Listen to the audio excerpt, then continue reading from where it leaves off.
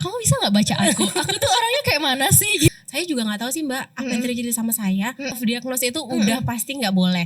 Udah main account, second account, punya private account lagi. Nah, trennya Atau ada close friend. Individu aja tuh bakal beda masalahnya. Benar.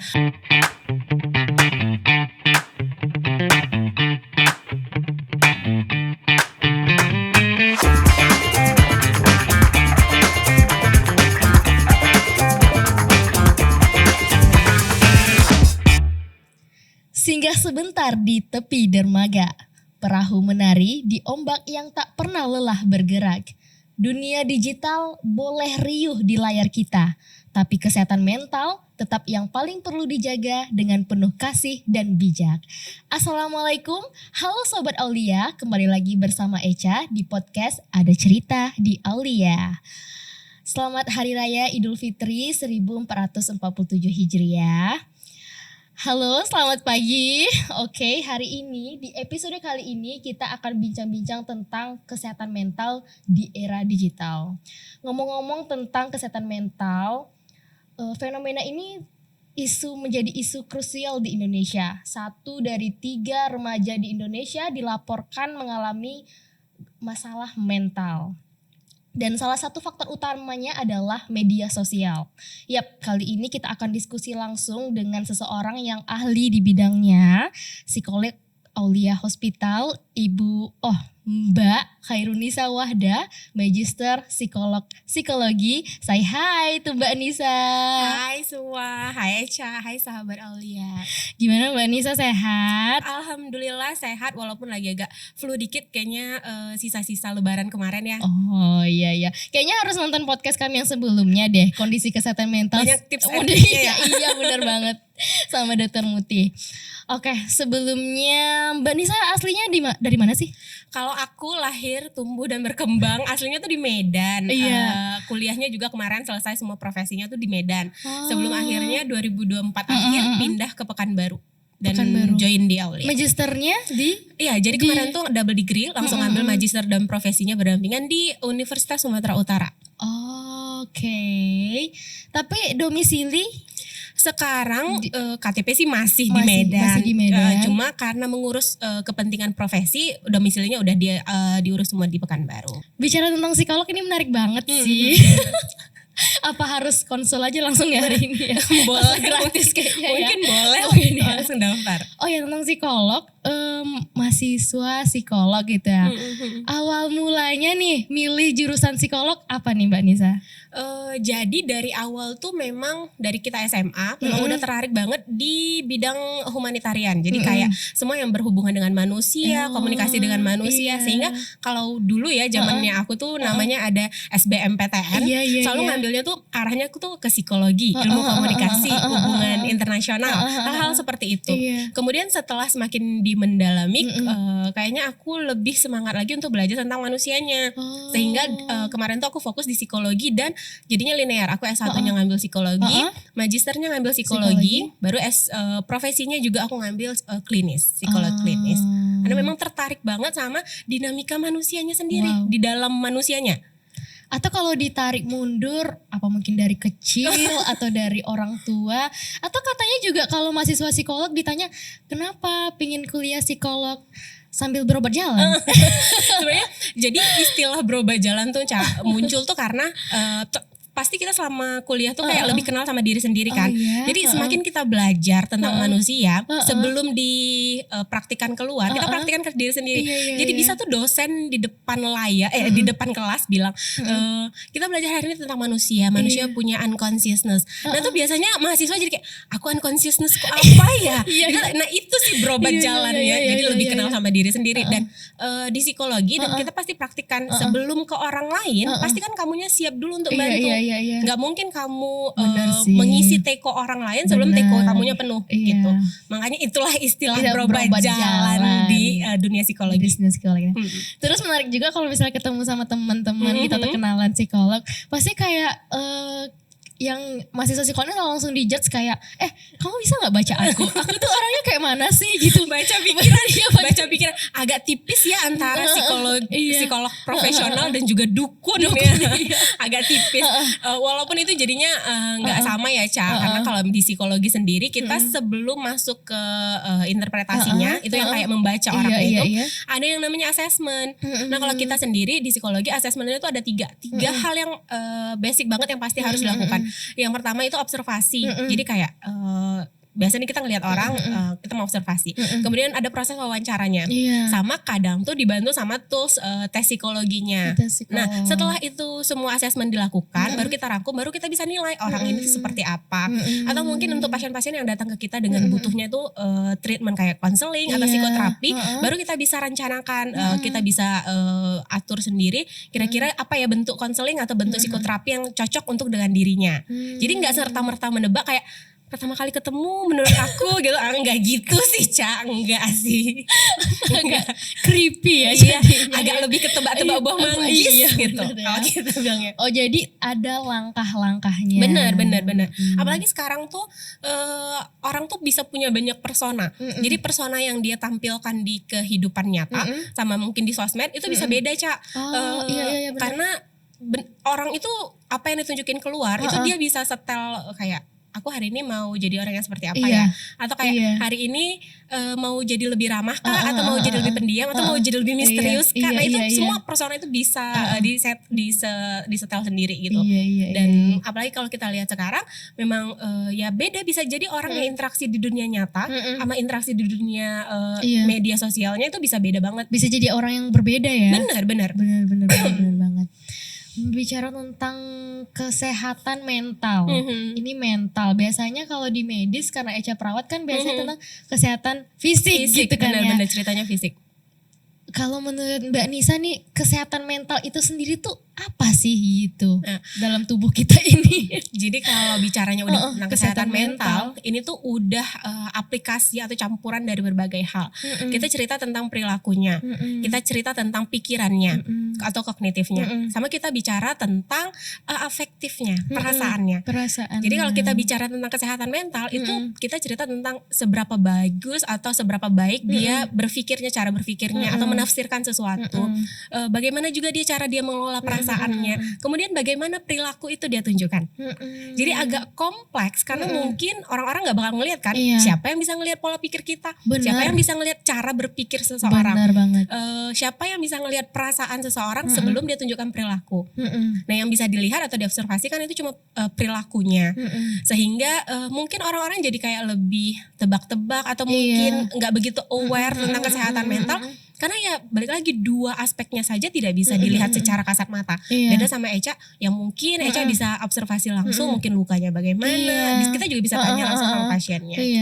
Iya maksudnya kan mental dan fisik ini agak kompleks ya. Maksudnya kalau kita fisik ya kita pasti cek tekanan darah, nadinya, suhunya atau ada pemeriksaan yang lainnya gitu kan.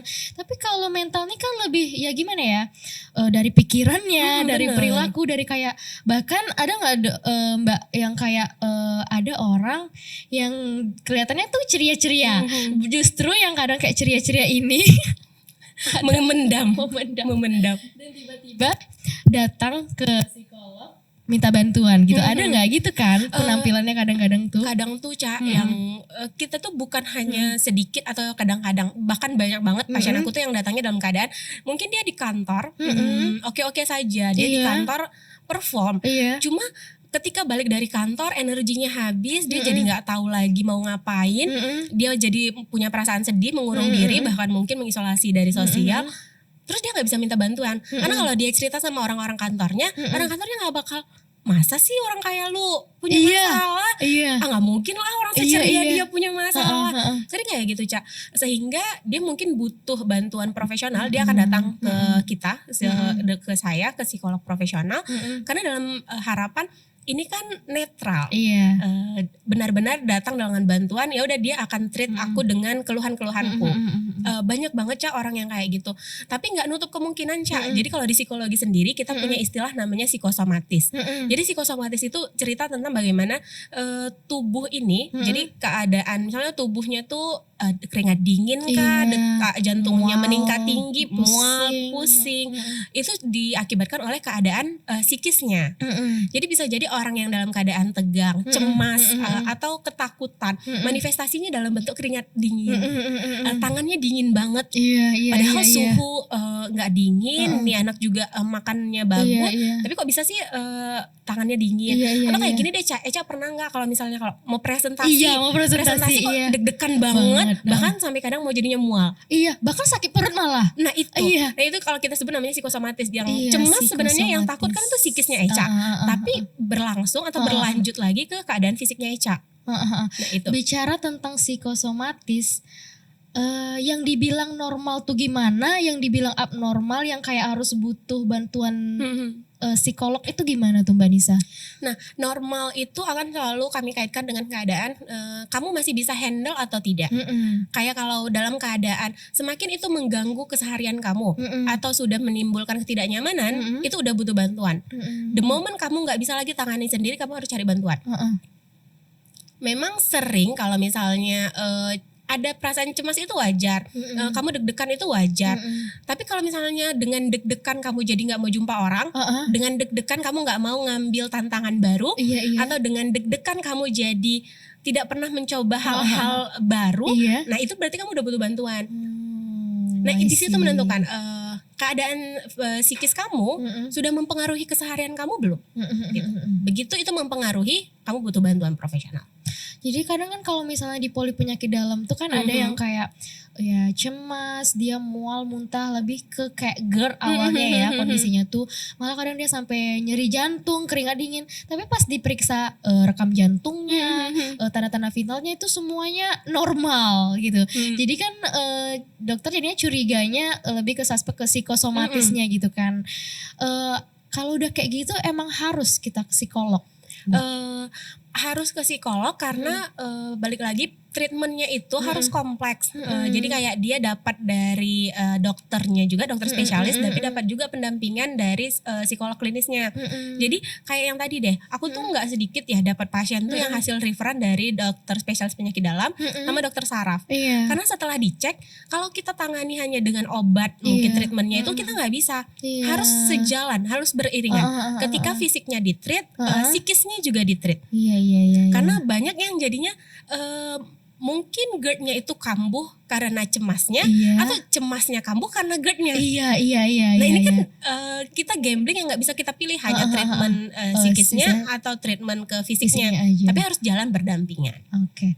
Bicara tentang tadi ada orang aslinya ceria atau kita lihatnya di media sosial tuh ceria, tapi ternyata datang ke psikolog.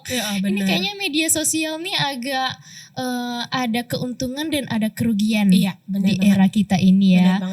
Maksudnya kan kalau di tahun berapa ya? 80, 90 kayaknya kan belum ada yang kayak media sosial ini kan ya baru Gen Z gitu kan.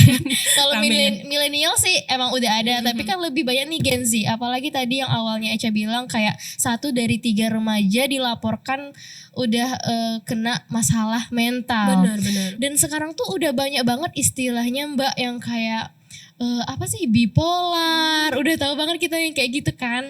Terus kayak aku nih introvert, aku nih extrovert, aku tuh ambivert, aku nih kayak gini nggak ya, aku nih depresi nggak ya. Jadi kayak sekarang tuh fenomena tuh lebih kayak self diagnose. Itu bahaya nggak sih Mbak Nisa? Self diagnose itu udah pasti nggak boleh. Memang beberapa tahun belakangan tugasnya psikolog tuh memang kita adalah promosi kesehatan. Cuma seiring dengan promosi kesehatan itu, mungkin orang-orang bakalan lebih aware sama jenis-jenis diagnosa yang ada di psikolog klinis, di psikologi klinis. Tapi juga mereka jadinya lebih gampang self diagnose. Apalagi dengan kemudahan sekarang langsung searching aja langsung atau ChatGPT simptom NPD, simptom BPD gitu. Nah mereka belum lagi dapat diagnosa putus dari profesional, mereka udah langsung self diagnose aja. Itu sih yang nggak boleh, karena memang mereka jadi kayak mengkait-kaitkan atau bahkan mungkin treatmentnya tidak pas, karena balik lagi yang boleh mendiagnosa itu hanya profesional, Cak. Terus juga masalah era digital, kita kan belum ada kayak maksudnya sekarang umur berapa sih dibolehin, kayak anak-anak tuh kan masih bisa ya menggunakan media sosial. Udah ada yang punya Instagram kayak gitu kan. Jadi kalau lihat komentar-komentar apalagi kayak dia selebgram atau apa itu kan cyberbullying kata istilahnya itu bahaya banget ya kan, dampak untuk kesehatan mental di era ini. Benar. Jadi kalau misalnya kita bicara tentang kesehatan mental di era digital, itu gimana tuh Mbak? Nah, itu jadinya lebih kompleks lagi karena kita bukan hanya menjaga tentang pikiran, perilaku dan perasaan kita, tapi juga mengkaitkan dalam penggunaan sosial media. Kita bukan hanya menggunakan sosial media, tapi ada tuh tugas menggunakan dengan keadaan yang baik. Iya. Menggunakan dalam bidang yang positif. Karena kalau hanya menggunakan saja, belum tentu orang itu bisa sehat mental. Bahkan mungkin bisa terganggu kesehatan mentalnya. Tapi kita bagaimana menggunakan sosial media dan menjadi pribadi yang lebih baik lagi. Gitu. Terus bicara tentang media sosial sekarang, ya gimana ya, kita nggak mungkin tanpa media sosial yang sekarang kan. Tapi yang memang kita tuh harus apa ya, gimana cara kita mengendali itu, karena kayak oke, contoh lah kita pakai Instagram, terus lihat teman A, teman B lebih sukses, atau kayak ada istilah FOMO, ya kan, kayak ikut-ikutan gitu. Itu gimana tuh menurut Mbak Nisa melihat fenomena saat ini yang FOMO lah, yang ini? Jadi kalau jadi sedikit melenceng nih Ca. Jadi memang pembahasan tentang era digital dan kesehatan mental ini lagi banyak banget dibicarakan. Bahkan Aulia kemarin sendiri juga mengadakan webinar khusus bahkan untuk ibu-ibu menjaga kesehatan mental di era digital. Itu lebih spesifik lagi kan Ca? Iya, lebih spesifik lagi. Dari situ kita bisa lihat bahwa urgensinya ini tuh tinggi.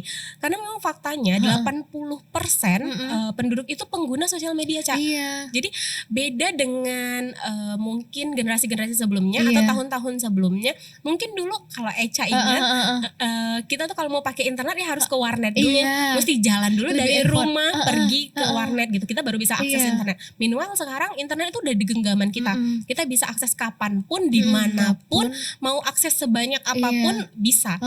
Itu kenapa jadinya sekarang orang-orang jadi lebih gampang terpapar karena itu aksesnya jadi lebih cepat. Terus juga kalau tadi bicaranya itu tentang FOMO, karena yang kita lihat Ca, orang-orang tuh posting tuh pasti hal yang baik-baik aja. Iya benar.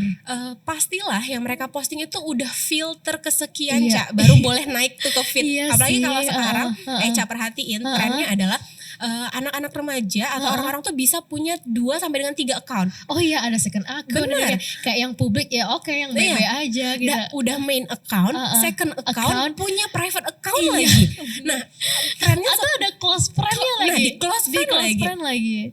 Jadi kita bisa lihat bahwasanya apa yang naik di public account-nya tadi atau main account-nya tadi udah yang hasil filter keberapa Ca? Udah yang hasil paling baiknya, udah prestasi terbaiknya, udah liburan terjauhnya, sudah foto terestetiknya gitu.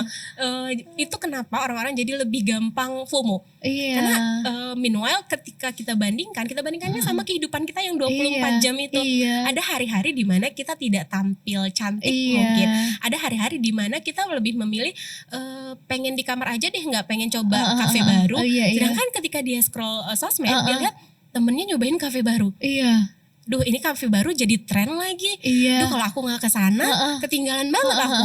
Nah, di situ tuh mindset FOMO-nya. Yang lebih bahaya lagi, Ca, bahkan kalau yang aku perhatiin ya, sekarang tuh yang ikutin tren itu bukan cuma anak-anak muda loh. Semua orang itu nggak lepas dari tren. Semua kalangan usia. Kalau Eca dan juga sahabat Aulia ingat, kemarin Lebaran berapa banyak orang tua atau kakek-kakek yang ikut tren velocity misalnya. Gimana? Iya. kita mungkin mikirnya cuma anak-anak remaja atau Gen Z aja nih yang ngikutin tren. Tapi ternyata di kehidupan nyata para Gen Z atau Gen milenial ini juga akan ngikutin boomers, akan ngikutin kakek-kakeknya, neneknya yang mungkin nggak pernah terpapar dengan velocity, jadi harus diajakin velocity misalnya gitu. Itu semakin menunjukkan bahwasanya semua orang tuh nggak bisa lepas Ca, nggak bisa lepas dari tren, nggak bisa lepas dari sosial media. Mau itu berdasarkan umur, generasi, tingkat pendidikan mungkin atau tempat tinggal mungkin, karena dia bawa kan itu tren itu kepada siapa saja dan di mana saja. Bicara tentang media sosial, kebijakan menggunakan media sosial, kita kan mikirin ke depan ya, untuk generasi ke depannya. Misalnya untuk Sobat Aulia mungkin yang sudah punya anak, ini gimana sih Mbak gimana ya, kita tuh generasi alpha, beta, itu kan udah dari orang tuanya mungkin udah lihat main TikTok, main Instagram. Apa sih tipsnya, gimana caranya kita bisa menyelamatkan generasi alpha, beta ini nih untuk bijak menggunakan media sosial? Kita sebenarnya kita nggak perlu muluk-muluk mulai dari ketentuan penggunaan sosmed itu umurnya berapa? 17, 18? Ada yang 17, ada yang 13. Orang tua harus strict. Ketika ada sosmed yang harus usia 13 tahun ke atas baru bisa dipakai. Ya hanya 13 tahun ke atas baru punya akun. Kalau misalnya anak-anak, bahkan kalau kita aja, bahkan screen time itu kan ada umur-umurnya. Di umur 2 tahun mungkin dia belum boleh, di umur 3 tahun ada tapi hanya berapa menit gitu. Nah orang tua tuh harus strict sama itu. Gak bisa kita bebasin anak ya udah sesukanya aja. Bagaimana teman-temannya di sekolah dan kita membebaskan anak. Kita nggak bisa kayak gitu. Sebenarnya sih kalau gen alpha dan gen beta kita nggak begitu worry karena orang tua biasanya udah lebih melek. Yang kita susahkan adalah mereka yang anak-anak tumbuh dengan keadaan orang tua kurang teredukasi. Jadi kalau orang tuanya kurang teredukasi, terbebas dari gen apapun, kalau mereka kurang teredukasi, nah itu dampaknya ke anak. Tapi emang bener sih, apalagi kan sekarang tuh Gen Z itu udah jadi orang tua gitu ya. Apalagi bekerja gitu ya. Kadang tuh mau nggak mau memang kasih screen time ke anaknya. Misal kalau di kafe gitu kan Mbak.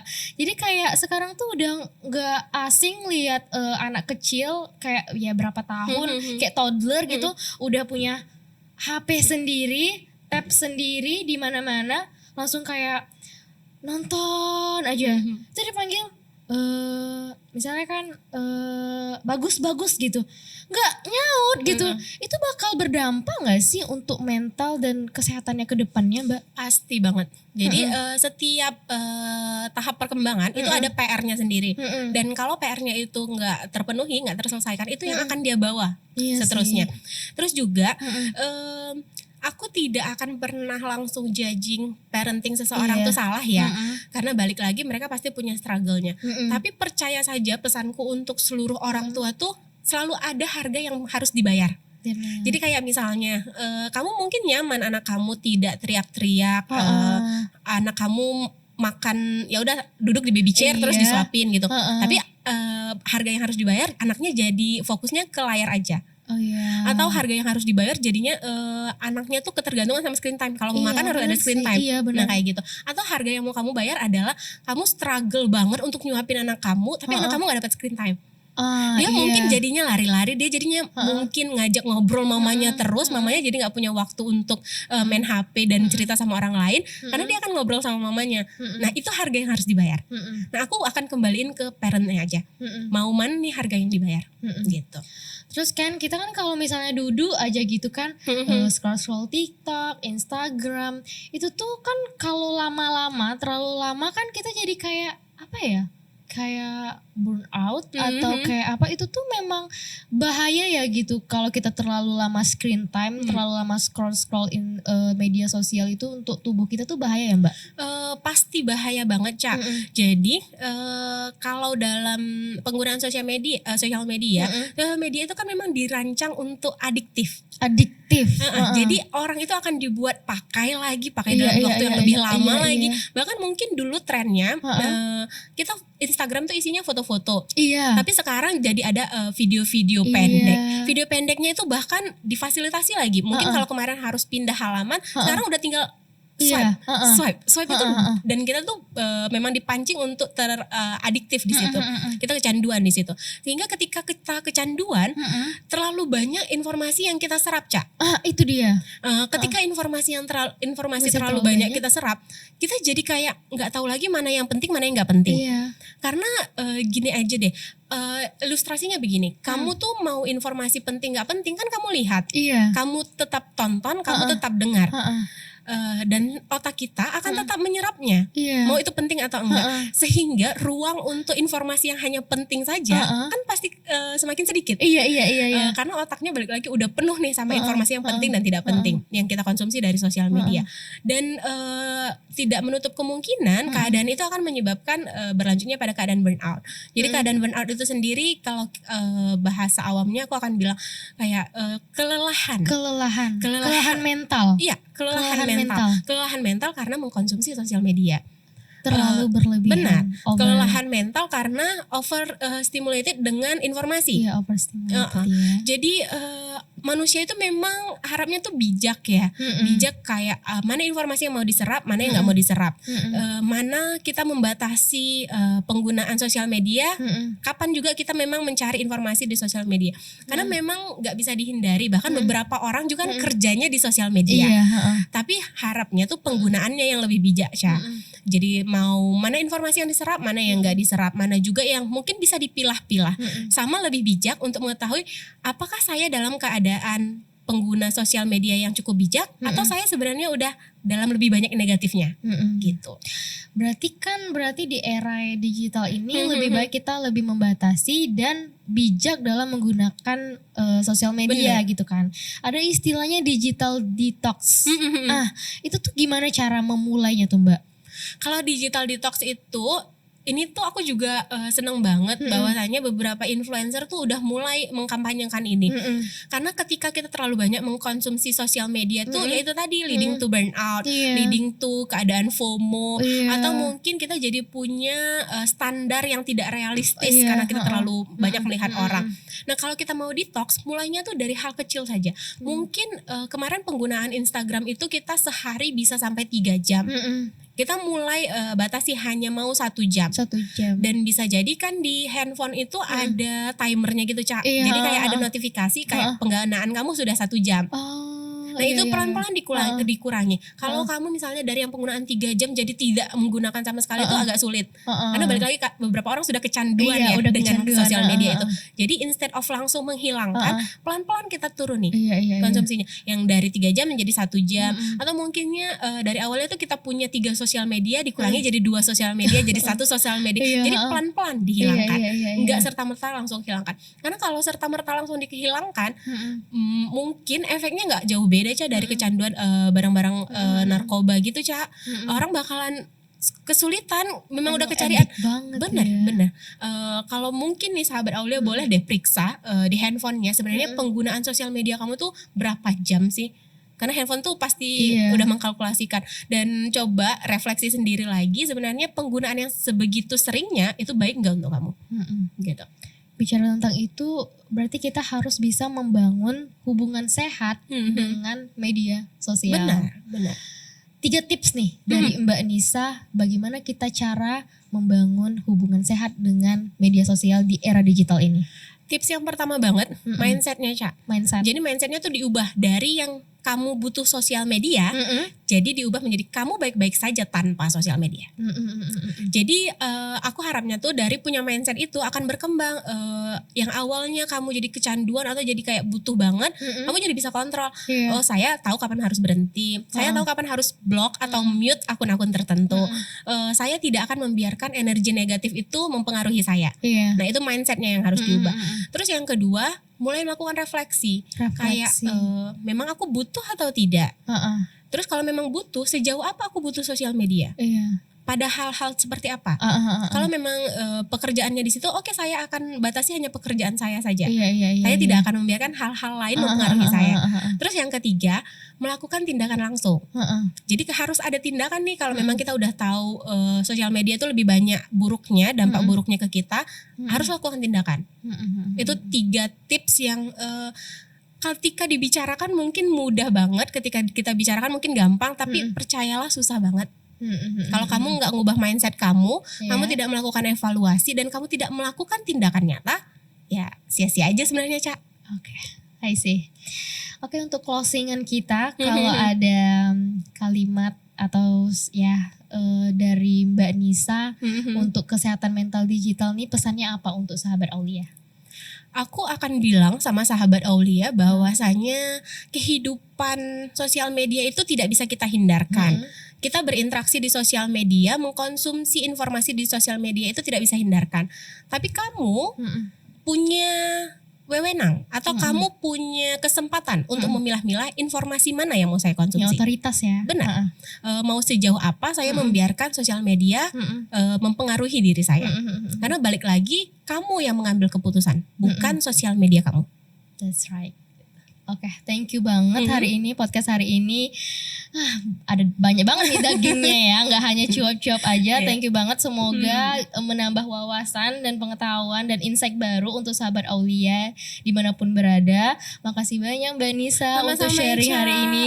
Makasih juga udah undang aku. Iya, fix kita harus ada podcast selanjutnya sih, karena banyak banget isu-isu lainnya terkait kesehatan mental nih kalau dibahas banyak banget kan Mbak, kompleks banget. Karena kita bicaranya tentang manusia, Cak. Iya. Seluruh aspek, seluruh Iya. kejadian tuh bisa Iya kita telah sendiri lagi. Satu individu aja tuh bakal beda masalahnya. Benar. Bakal Udah beda treatmentnya. Individu sendiri beda, individu dengan pasangannya atau dengan satu orang lainnya itu beda, individu dengan keluarganya beda, individu dengan komunitasnya beda. Jadi sebenarnya ini kalau nggak dibatasin waktu kita bisa ngomong kemana-mana, Cak. Iya bener banget. Dan memang tentang manusia ini memang banyak faktor yang mempengaruhi, bahkan dari dia lahir, bahkan dari dalam kandungan kan. Bener. Aduh, fix harus ada episode selanjutnya bersama Mbak Nisa, psikolog Aulia Hospital.